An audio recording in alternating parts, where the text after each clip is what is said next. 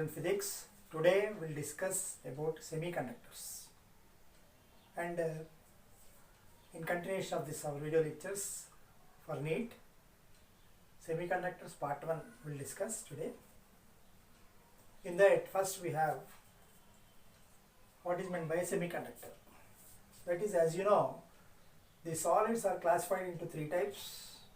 First one conductors, second one semiconductors, third one insulators. Conductors is ready to conduct current easily. Second one, semiconductors, after giving certain amount of energy, they starts conducting. Insulators, which does not allow the passive current to them. Now here we are going to discuss about semiconductors. That is, example, silicon and germanium are two semiconductors. Silicon atomic number 14, germanium 32. It has got outermost configuration 284, 28, 18, 4. It has got 4 electrons in its outermost orbit. And to get a octet configuration, you need 4 more electrons. So for that, the semiconductor will mix with some impurities. That is called doping. And a pure semiconductor, we call it as intrinsic semiconductor. Now in this, if you dope with trivalent impurities like indium, gallium, aluminium, it has got 3 electrons in its outermost orbit. 3 plus 4, 7. One gap is left out. Then it is called as p-type semiconductor.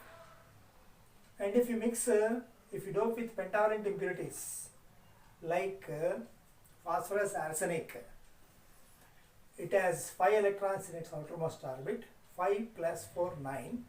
One excess electron is left out. Then n-type semiconductor is formed. Now here in p-type, majority carriers are holes. In n-type semiconductor, majority carriers are electrons. When p-n junction, p-n semiconductor mixed with n-type semiconductor, it is called as p-n junction. Now here, for pure intrinsic semiconductor, this hole concentration is equal to electron concentration is equal to intrinsic concentration. This is the formula. For doped semiconductor, here Ne into NH is equal to Ni square. This is another formula. Now here, when p-type semiconductor mixed with the n-type semiconductor, a p-n junction is formed, which is called as a diode. The diode representation is like this, p side, n side. Now here, this diode is used for rectification. That is, conversion of AC to DC is called as rectification. That is, we have half wave rectifier and next we have full wave rectifier. That is, for half wave rectifier we use only one diode. That is, here in case of half wave rectifier we have like this an input signal, and then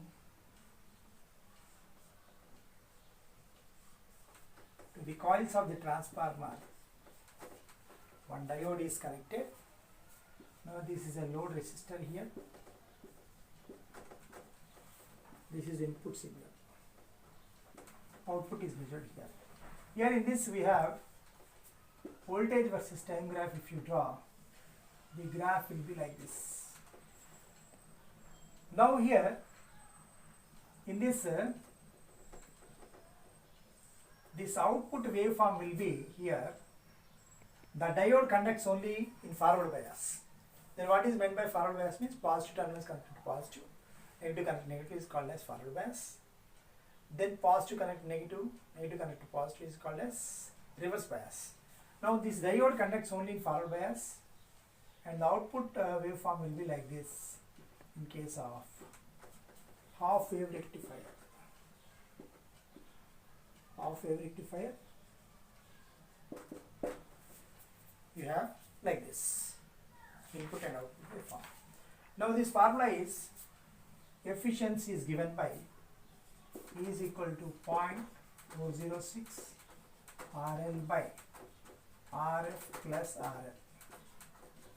This RL is called as load resistance and this RF is called as diode forward resistance, and efficiency is given by 40.6% for half wave rectifier. Now coming to full wave rectifier. Full wave rectifier, we use two diodes. For full wave rectifier we use two diodes. Like here, if you take a circuit diagram like this is coils of the transformer here, and then you have two diodes, one and the other one is called a center tapped here like this. Now here down,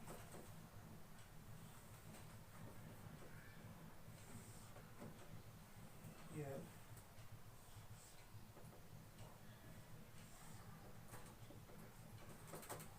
it is grounded. Now output is measured across load resistor. This is input signal. Now here in case of full wave rectifier, we have full wave rectifier, two diodes are there here, one more diode here, one. In case of full wave rectifier you have two diodes. Now here in this in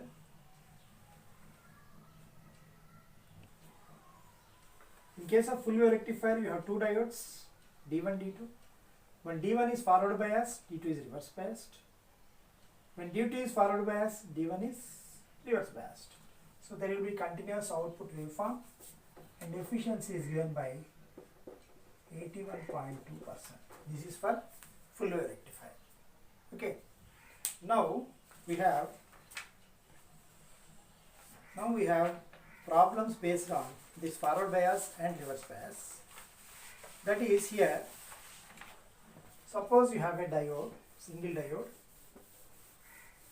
The diode conducts only in forward bias, reverse bias it will not conduct.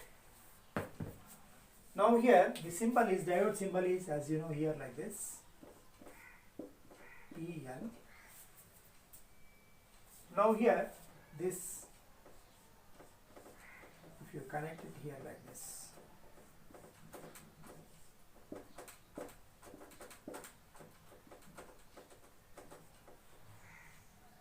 this is forward bias, positive connect to positive, negative connect to negative. Suppose if you have a diode,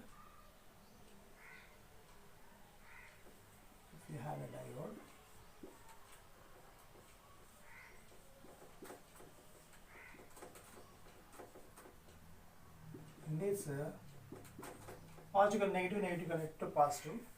This is here reverse bias, it will not conduct any current, only in forward bias it will conduct.